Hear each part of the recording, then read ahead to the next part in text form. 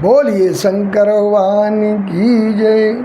बंधुओं, माताओं, बहनों, यहाँ पर पधारे हुए सभी श्रोतागणों को राम राम। आइए, आज एक से एक वीर योद्धा, एक तरफ मेघनाद और एक तरफ लक्ष्मण। आज मेघनाद और लक्ष्मण का युद्ध का दर्शन आपको कराते हैं। रणांगन प्रारंभ हो गया।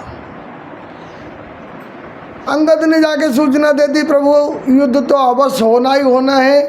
इधर रण की तैयारी हो गई। रण के नगाड़े बजे, जैसे ही जोर जोर से नगाड़े बजे वैसे ही जयकार शुरू हो गई। इधर राम की जय जयकार हो रही है, उधर रावण की जय जयकार हो रही है।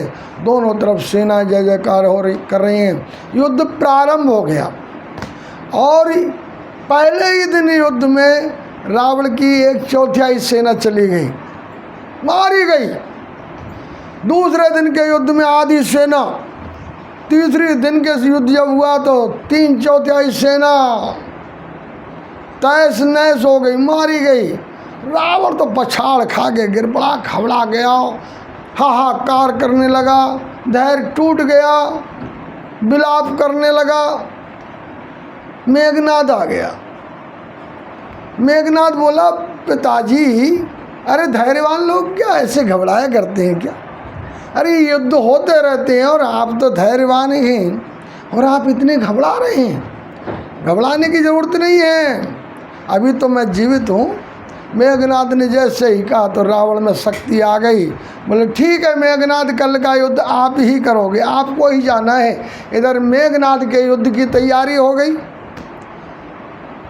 इधर प्रभु ने कहा, लक्ष्मण, कल को युद्ध अब आपका होगा, आप युद्ध करने को जाएंगे। इधर से लक्ष्मण जी, उधर से मेघनाद। और मेघनाद काम का प्रतीक है और काम की विशेषता है कि जिसे नज़र उठा के देख लेता है उसी को पछाड़ दिया करता है।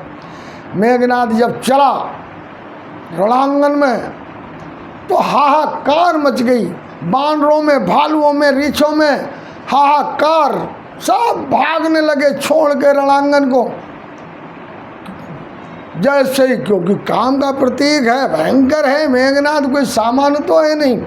और ये युद्ध सारे देवता देखने आए हैं। आप कल्पना करके देखिए, ये जो मेघनाद और लक्ष्मण का युद्ध है, ये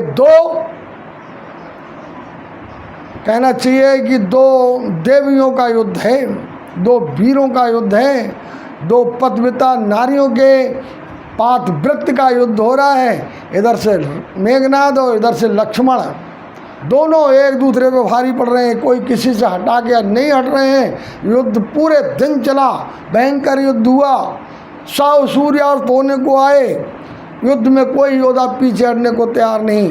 जैसे ही सूर्यास्त हुआ, अंधेरा छाया तो अंधेरे में बुराइयाँ स्वतः उत्पन्न होने लगती है, बुराइयों का राज्य हो जाता है।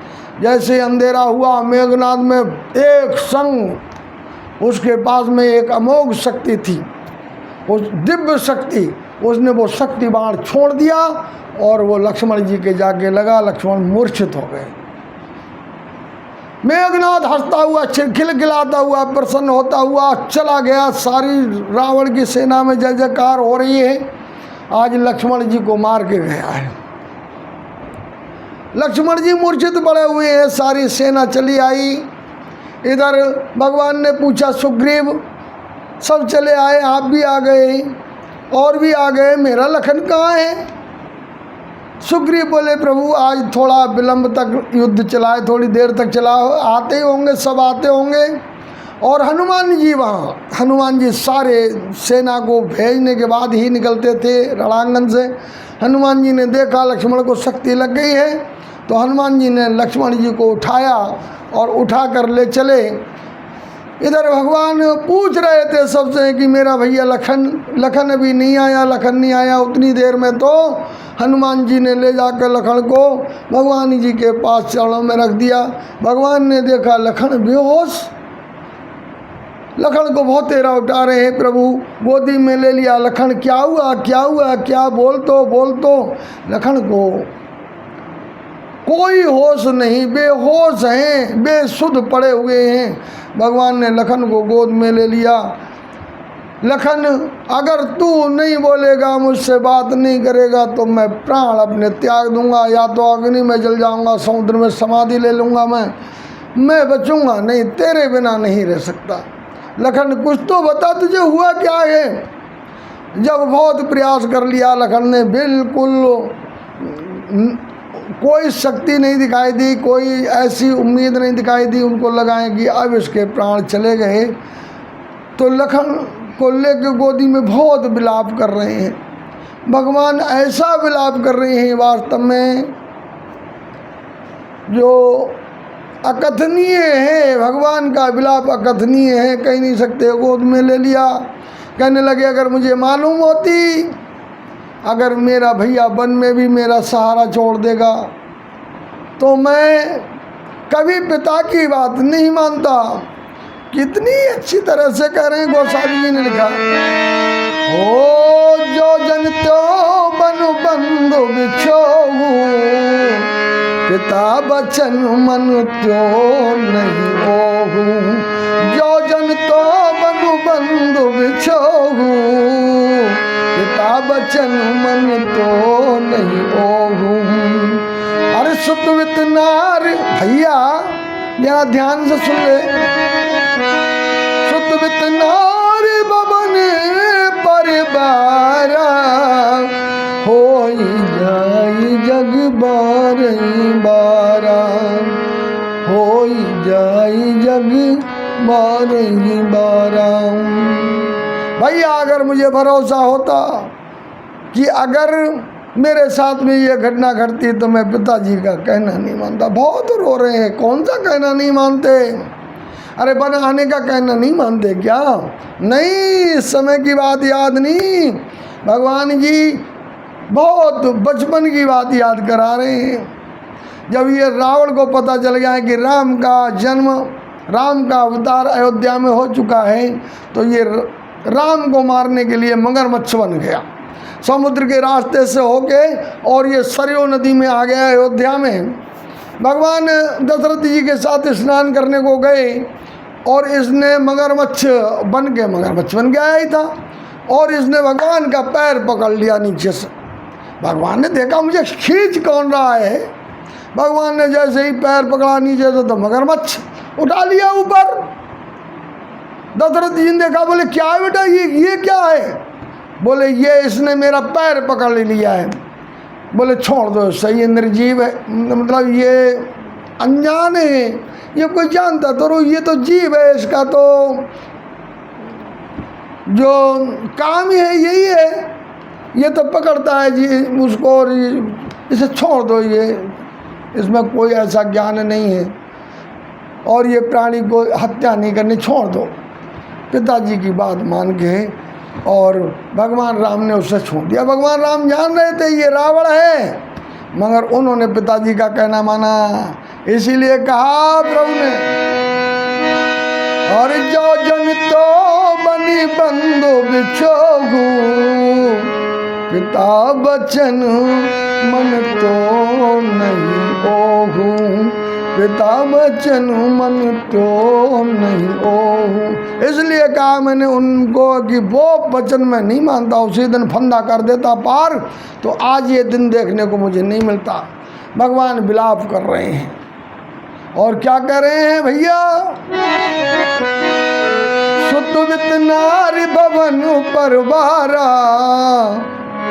सुतवित नारी भवन परवारा, होई जाई जग बारही बारा, होई जाई जग बारही बारा। ये दुनिया में सारे नाते मिल जाते हैं, पुत्र भी मिल जाएगा, पत्नी भी मिल जाएगी, भवन भी मिल जाएगा, जो कुछ खोया हुआ है सब मिल जाएगा, मगर जगत में सहोदर भाई, सगा भाई नहीं मिलता है। कह दिया, और यश बेचारे जिए जागवताता, मिले ना जगत सहोदर भ्राता, मिले ना जगत सहोदर भ्राता। भगवान क्यों कह रहे हैं सहोदर? ये सहोदर तो तेरे। तो जिस समय सृष्टि का आरंभ हुआ उसी समय संकल्प से एक सोने का अंडा प्रकृति के संकल्प से आया, समुद्र में आया, और उसी से जब वो फूटा तो आदि नारायण का प्राकट्य हुआ। इसलिए वो कह रहे हैं कि भैया मैं और तू सगे भाई हैं, हम उसी समय से सगे भाई चले आ रहे हैं, आज याद दिला रहे हैं। और जब कोई घटना घट जाती है, कोई बहुत बड़ी घटना हमारे घर में हो जाए, कोई मृतक हो जाए, तो हम पुरानी पुरानी घटनाओं को याद करके रोया करते हैं। भगवान विलाप कर रहे हैं। जब बहुत विलाप किया तो हनुमान जी आ गए, बोले प्रभु इस दास को कोई आज्ञा हो तो। विभीषण जी को बुलाया कि विभीषण जी अब क्या किया जाए। विभीषण जी ने कहा रावण के यहाँ पे एक वैद्य है, लंका में वैद्य है, उनका नाम सुषेण है, वो ये विद्या को जानते हैं। अगर किसी को शक्ति लग जाती है तो उसकी मूर्छा को वो उनके पास औषधि है। अब विभीषण जी ने बताया, सुषेण वैद्य को लाने के लिए हनुमान जी तुरंत तैयार। भगवान कार्य के लिए तो राम काज करवे को आतुर, भगवान के काम के लिए तो हमेशा आतुर रहते हैं, राम काज करवे के रसिया। सुषेण वैद्य को विभीषण की सलाह से हनुमान जी सुषेण वैद्य को लंका से उठा के ले आए। सुषेण वैद्य जी की जब निद्रा खुली तो आके देखा कि रामादल में क्या हुआ, कैसे, कौन लाया। तो उन्होंने कहा अब इतना बताने का समय नहीं है, बाद में बताया जाएगा, पहले इनको देखिए ये इनको हुआ क्या है। देखा तो शक्ति लगी हुई। उन्होंने सुषेण वैद्य ने कह दिया मेरे पास तो कोई औषधि है नहीं, ये औषधि आपको धौलागिर पर्वत पे मिलेगी, वहाँ पे जाना पड़ेगा आपको, धौलागिर से ये औषधि आएगी। और इसकी विशेषता ये है कि रात ही रात में आ जाएगी, तब तो ये काम करेगी, अन्यथा सूर्योदय होने के बाद वो शक्ति काम नहीं करेगी और इनके प्राण भी जा सकते हैं, फिर हमारी कोई गारंटी नहीं है। अब धौलागिर कहाँ, समुद्र का किनारा, लंका के पार, समुद्र के पार, कहाँ पहाड़ पे जाना, इतनी दूर जाना और रात में ही आना, और वो भी जड़ी बूटी लेके आना कोई सामान्य काम नहीं है।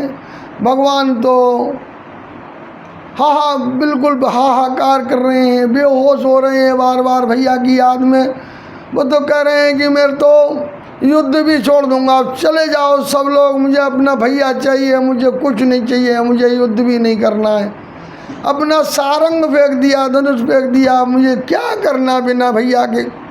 अरे अगर बिना भैया के मैं जाऊंगा, मैं अपने लक्ष्मण को बिना लिए जाऊंगा तो वहाँ पे कौशल्या माता लेके आएगी बहुओं को, तो मैं मांडवी को आशीर्वाद दे दूंगा, बेटी सौभाग्यवती भव। श्रुत कीर्ति को आशीर्वाद दे दूंगा, बेटी सौभाग्यवती भव। और जब उर्मिला आएगी तो मैं उससे जाके क्या कहूँगा, उसका कौन सा मैं उसे आशीर्वाद दूंगा। भगवान बहुत विलाप कर रहे हैं कि मैं तो कुछ मुंह दिखाने लायक भी नहीं रहूँगा। वो मुझसे पूछेगी प्रभु आप तो मेरे सुहाग को लेके गए थे, पति को लेके गए थे, 14 वर्ष की अवधि बीतने को मैं तो इंतजार में बैठी थी आने वाले होंगे, और आपने तो मुझे एक बार पति का दर्शन भी नहीं कराया। विलाप कर रहे हैं, हाहाकार कर रहे हैं, मैं क्या जवाब दूंगा। तो हनुमान जी कहने लगे चिंता मत करो। अरे विभीषण जी चिंता मत करो, प्रभु हनुमान जी ने जो कहा वो सुनने लायक है। अरे आकाश में हो, पाताल में हो, नव में हो, भूतल में हो, लाएगा दास अभी जाकर, चाहे ब्रह्मा के घर में हो, आकाश में हो, पाताल में हो,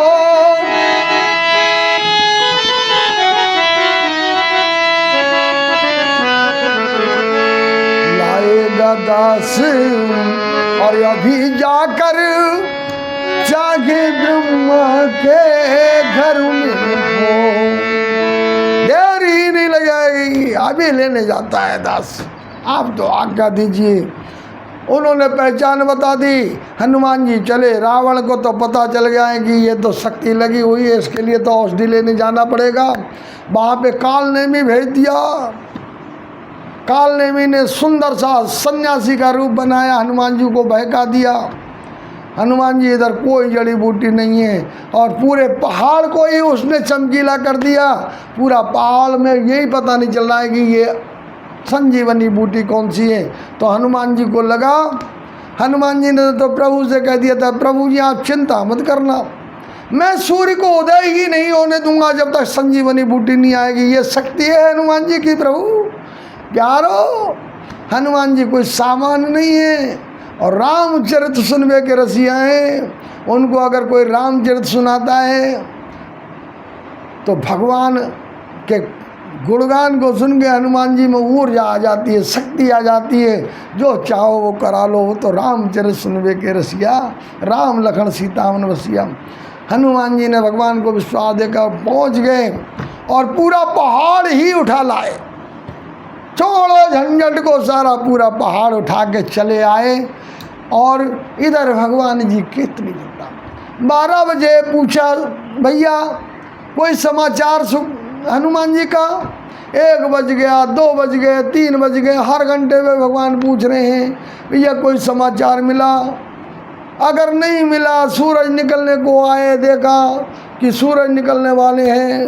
अब तो भगवान बहुत बेचैन हो गए, बोले अब आना मुश्किल है, अब नहीं आ पाएंगे। तो भगवान अपने जल समाधि की तैयारी में, भगवान ने कहा नहीं आएंगे तो मैं जीवित नहीं रहूँगा, मेरा भैया नहीं होगा तो बिना भैया के मैं भी जीवित नहीं रहूँगा, मैं जल समाधि ले लूँगा, मैं नहीं बचूँगा, अपने भैया के बिना नहीं रह सकता। कितना भ्रातृ प्रेम है। हनुमान जी के बारे में भगवान पूछ ही रहे थे। सूर्योदय से पहले ही एक संग आकाश में लालमा हुई, और लालमा के साथ हनुमान जी पूरे पहाड़ को लेके आ गए, नीचे रखा। विभीषण जी ने कहा, सुषेण जी जल्दी से औषधि पिलाओ। सुषेण जी ने औषधि को घोट दिया, बढ़िया करके घोट के तैयार की, और एक बार डाली मुंह में, कोई हलचल नहीं हुई। दूसरी बार डाली, थोड़ी सी हलचल हुई। भगवान टकटकी लगाए देख रहे हैं, बिल्कुल इसी आशा में मेरा भैया मुझसे ये जरूर कहेगा, मेरा भैया मुझसे भैया जरूर बोलेगा। बस इसी इंतजार में एक बार मेरा भैया मुझसे भैया बोल दे, लखन मुझसे भैया बोल दे। दूसरी बार थोड़ी सी हलचल हुई। जैसे ही तीसरी बार सुषेण जी ने औषधि डाली, लक्ष्मण जी की मूर्छा दूर हो गई, जाग गए लक्ष्मण जी मूर्छा से। तुरंत भैया को कहा, भैया ये सब क्या हो रहा है? अरे आप क्यों परेशान हो रहे हो? प्रभु कहने लगे, लखन तुझे कोई मालूम ही नहीं है। अरे हम यहाँ कितने दुखी हो रहे थे, सब कितने दुखी थे, तेरे लिए शक्ति लग गई, तू तो आराम से सो रहा था, हम तो रो रहे थे, तुझे हमारी कोई चिंता ही नहीं थी। हम कितना रो रहे थे, ये तूने चिंता ही नहीं की हमारी, हम कितना परेशान थे। अब भैया ही सीने से लगा लिया, हृदय से लगा लिया, और कहने लगे, लखन अगर तू आज जिंदा नहीं होता तो हम लौट के अवध नहीं जाते, यहीं पे अपने प्राणों को त्याग देते। कुछ भी होता, राज संचालन होता, जो भी होता, मगर हम नहीं पहुंच पाते तेरे बिना। आज भगवान ने हमारे ऊपर बहुत बड़ी कृपा की।